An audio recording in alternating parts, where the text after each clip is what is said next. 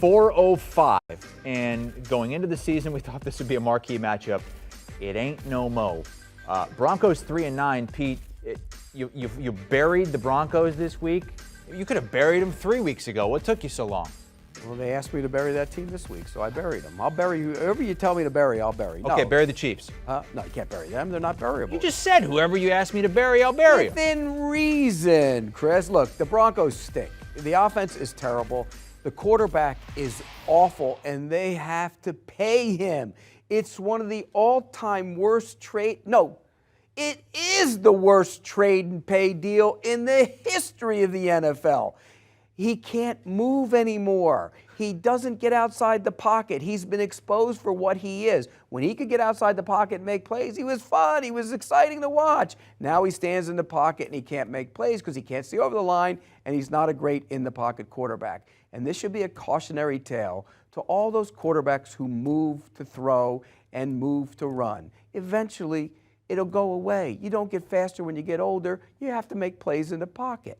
So Russell Wilson's a disaster. The Chiefs will win this game and bounce back and cover the number. I'm going to say the Chiefs win 27-20.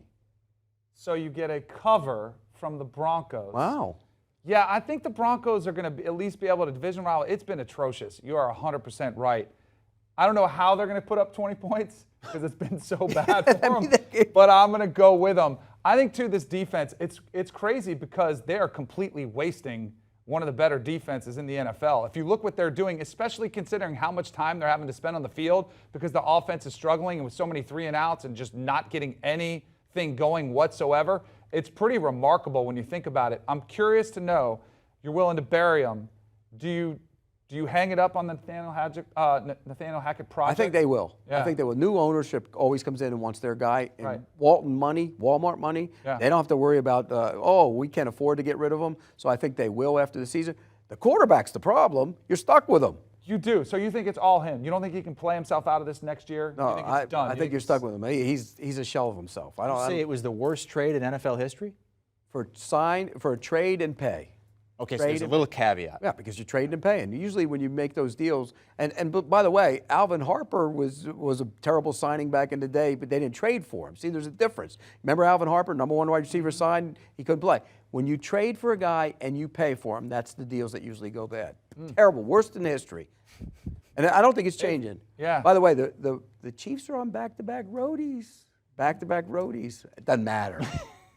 Altitude, watch out. They're going to have trouble breathing. If the Chiefs had won last week at Cincinnati, I might be with you on the other side, but I think the fact they lost that game gets them back refocused. And now they've lost their positioning in the AFC as well, with the Bills now taking over the bye position because. Do you want a sports network that delivers everything that matters about the game? The highlights, the picks, the instant analysis, no yelling, no fake debates, no politics. Hit the subscribe button and never miss a moment.